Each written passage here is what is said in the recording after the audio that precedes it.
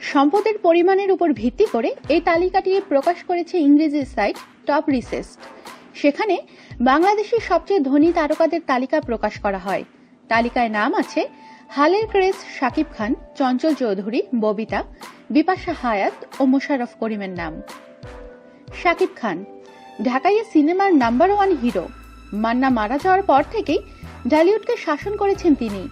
Cinema প্রতি 40 লাখের মতো পারিশ্রমিক নিচ্ছেন তিনি। বাংলাদেশের সবচেয়ে ধনী তারকা তিনি। তার সম্পদের পরিমাণ 470 কোটিরও বেশি। মোশাররফ করিম তার পরের অবস্থানেই রয়েছেন মোশাররফ করিম। তার সম্পদের পরিমাণ 227 কোটির মতো। বিপাশা হায়াত তৃতীয় অবস্থানে রয়েছেন বিপাশা হায়াত।